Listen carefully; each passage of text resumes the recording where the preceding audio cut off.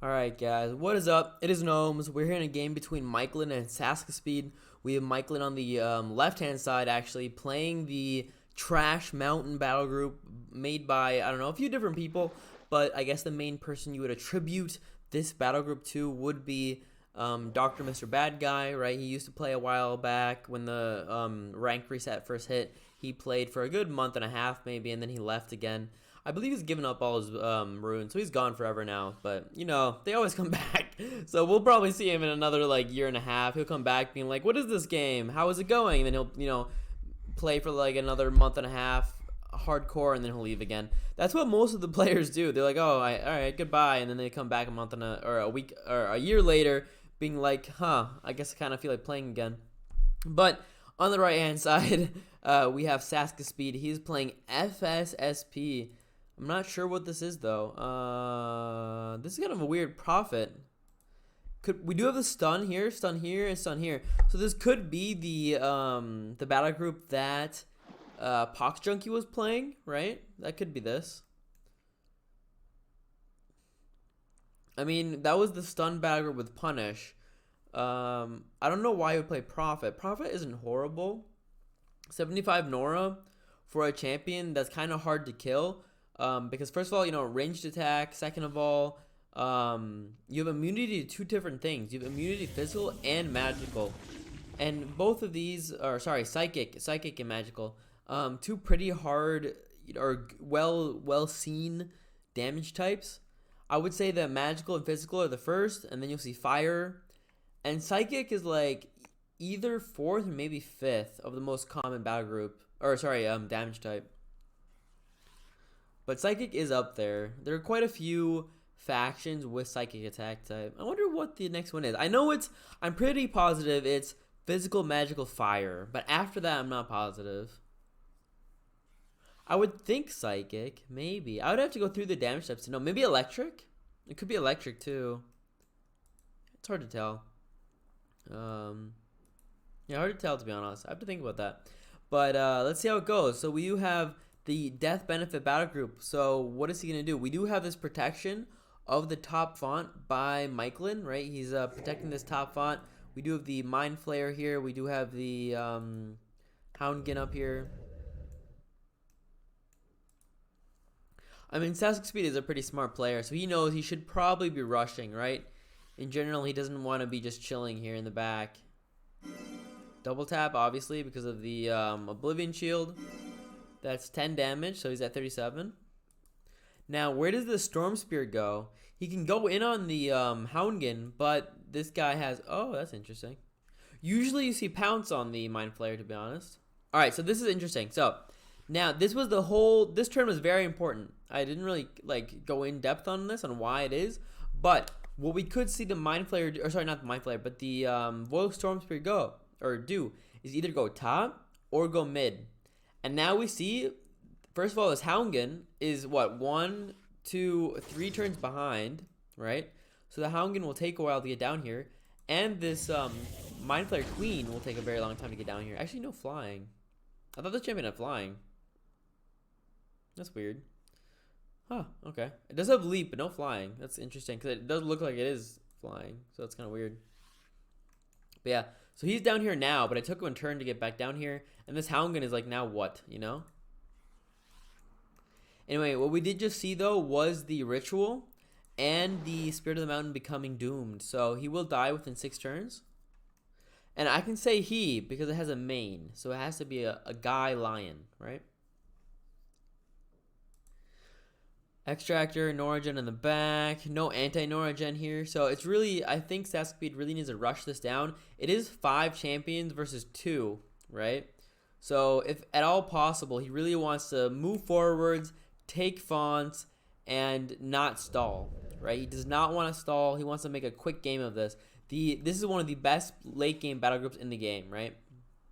Also, though, another thing is when you play, this is my opinion, obviously everything I say is my opinion, but specifically this, because I haven't played against the battle group enough, but when you're playing against death benefit, you don't want to be attacking the champions. It's kind of surprising, but you don't want to be going for the champions, you more so want to be going for the fonts, because you need them to be behind. You need them to be all in one spot so you can just, do a meat grinder situation. You don't want like a slow fight where it's just one-on-one, like one kill, one kill, one kill, one kill.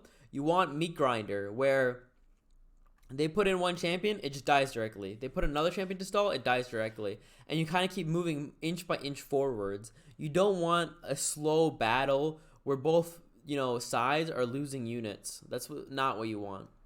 So generally, I don't like going for champions when I'm in this against this battle group. What I do instead is go for the fonts and go for the Nora gen, right? So I think what he should be doing, as best as possible, obviously, is going to the top font, going to the mid font, and then just pushing the like killing everything, obviously, that's in your way. But so much of this like comes back to life, right? This is a summon. This has brainless, right? This has summons as well. So you really just want to be going for fonts and then pushing toward the shrine. You don't want to be going for champions. But let's see how SakiSpeed does it. I'm thinking you can do it differently, but that's how I would assume you have to do it, because so many of these champions want to die. So you don't want to kill them, right? You don't want to like say, hey, I know you want to die, so I'm going to kill you, right? You don't want to just help their cause.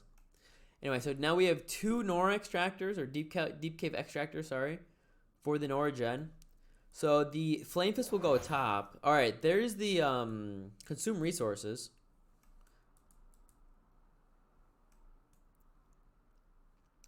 Also, that spell, I think it costs 30 Nora, but you gain 5 Nora back for every font that was affected. So that's 1, 2, 3, 4. So that's at least 20 Nora back.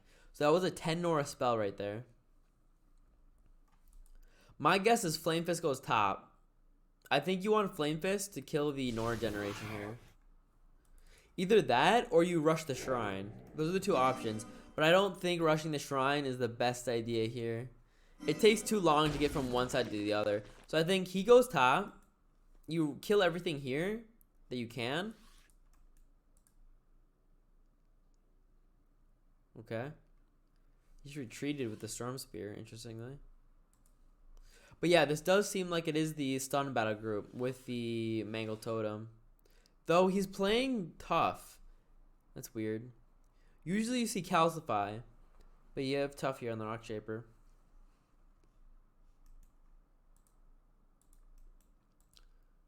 I mean, you could kill this. I mean, it's stunned though. You don't need to kill it. I think you should really be going top with the Flame Fist. Kill the Nora generation. Because right now, it's 0 fonts to 0 fonts, but, Mikelin is gaining the Extractor Nora every turn, right? So you want to not give him that advantage. Is this Flame Sonic Burst? Flame Burst?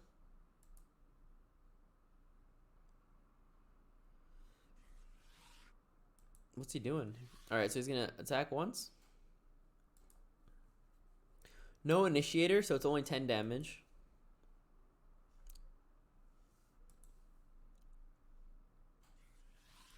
I mean, the queen is stunned, exactly. So he takes 12, or she takes 12 damage. He also took some, how much was it? 4, I guess. Yeah, but it's still going right now pretty well for Mikelin. This is kind of how he wants the game to go. He's getting Nora every turn. And that's one of the things about this battle group that is so like, it's hard to see. If you've never played against this, against the battle group, against this, I call it Trash Mountain because that's what who was it? Void Train played it. When this battle group where it's just like endless summons like this, endless champions that just kind of don't die. What happens is you kill one after the other, and you're like, well, I'm doing well, I'm doing fine. But then you're slowly somehow losing. You're like, wait, I just killed one, and I only took 1/3 damage. And you kill another. Well, I only took 1/3 more damage. And you kill another, and I only took 1/3. All of a sudden, your champions are all at like, 1/2 health, and you're like, wait, why are all my champions almost dead? He still somehow keeps going, and I can't move forwards. Like, there's just an endless wall of meat in front of you. And that's why it's called meat, or Trash Mountain. You just have trash in front of you. So that's why you have to go for the Nora generation, and you have to go for the fonts. I mean, right now, SakiSpeed is gaining like 52 Nora a turn, while Mikelin is getting at least like 60, if not more. And another really big thing about the extractors is when the fonts come back, so when they can be contested again, then SakiSpeed already has a unit there to take the font, while SakiSpeed has to send something all the way down here, right? So that's also really big. Anyway, Spirit of the Mountain dies next turn, so yeah.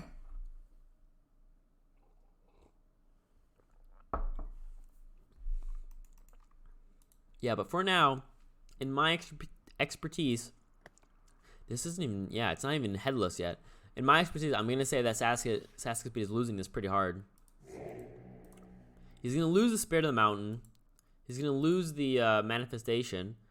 And these guys haven't even killed a single champion. They haven't killed the Mind Flayer yet. He's at 5 health. You know? Like, he'll kill the Mind Flayer, but then it's just going to leap or Poison Sting. It's still alive, and it's still contesting the font. And he's getting Nora every turn. Alright, what is this? Flame Burst? On him? On him. Dude, what the fuck are you doing? He just used Flame Burst on a champion with Fire Eater.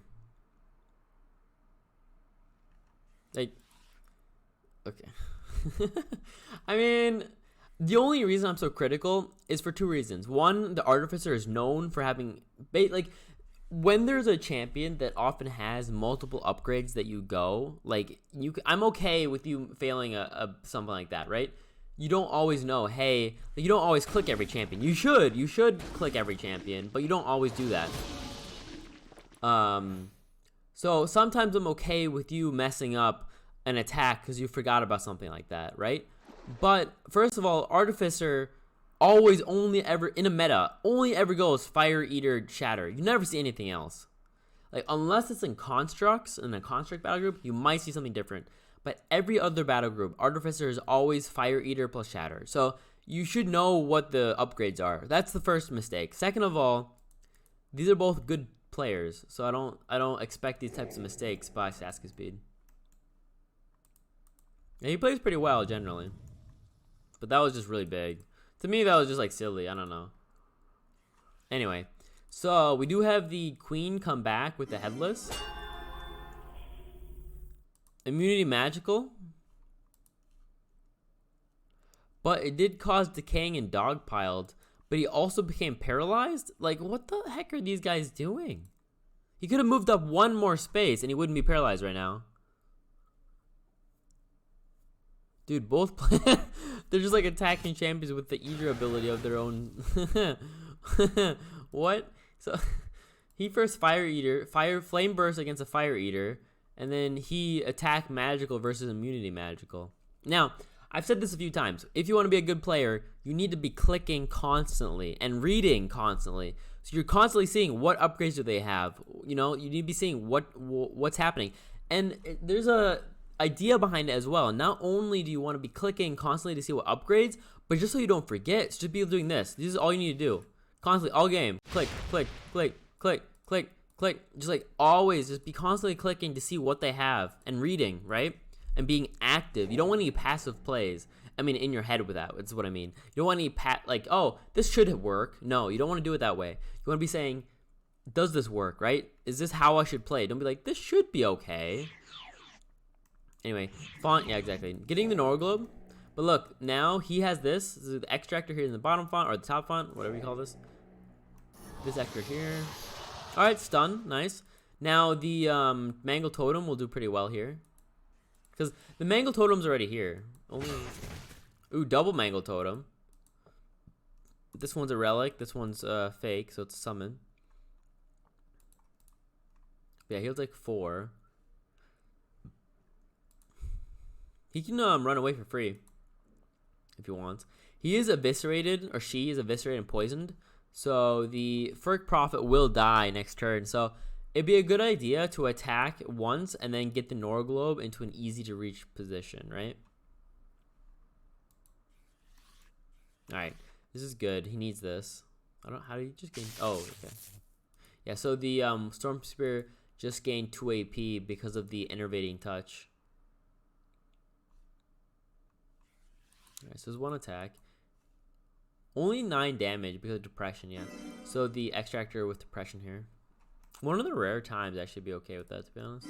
Usually I don't like depression, but in this battle group where you just want them on the fonts and you don't want them with your battle group or with your other champions, I'm actually cool with depression. That's fine. Alright, stun. I mean, he's taking 4-4, so 8 in all. Boom, boom. Alright. That was Ritual Destruction. He has a double tap. 1, 2. No, he's dead. He didn't get the Nora Globe over to him. The Ferk Prophet didn't move. Maybe it was stunned. I wasn't paying attention. I don't know why he didn't move the Ferk Prophet over here somewhere. Anyway, there's the Seism that does get the fake one though, not the real one, but the summon. Hex, yeah, this is just game. Like, in my opinion, this is just game. Mikelin's won this. And this is what the battle group does. You think you're winning because you're like, oh, it's just a little bit at once, and all of a sudden you're like, wait, what's happening? Why does he have 1, 2, 3, 4, 5, 6 champions? This one's coming back versus my 1, 2, 3, and they're all low. And that's what I was saying, right? They just get to half health, and you're like, why am I losing so hard? It's right now 1 font to 1, but we have 2 extractors. Like, how did he get in all almost 100 Nora in just Nora gen already out, right? 100 Nora in just Nora gen. We have the Blood Phoenix that comes back. Houndgin, who gets loads of AP because of the Soul Vitality.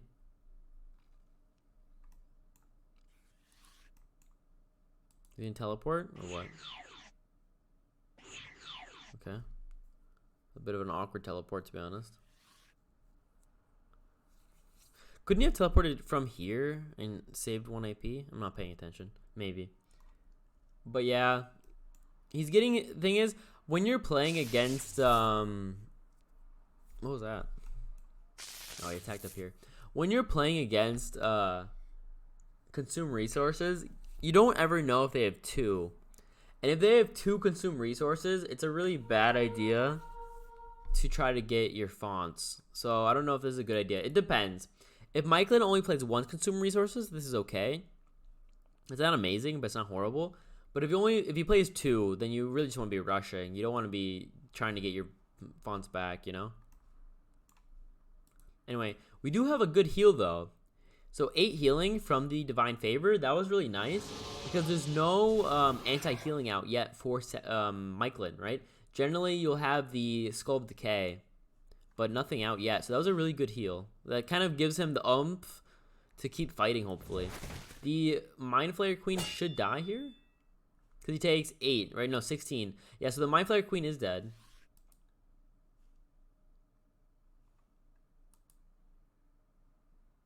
$60 health still on the Rock Shaper as well. But the Ixipus Spicer is most likely dead. The Wandering, it depends if the Wandering moves this way. If the Wandering moves this way, then the X-Spicer might survive. Yeah, there's that kill. Yeah. Oh, he's not even headless yet. Okay. So X-Spicer is most likely dead. 23 health left. That's minus 5. 18 minus another 5. He can get here, do another 9. Or sorry, 8. So yeah. I mean, 1 spell and the X-Spicer is just dead. So no, he has the attack, the damage here anyway. The Foil Storm Spirit is losing this battle. The Extractor is holding his own here.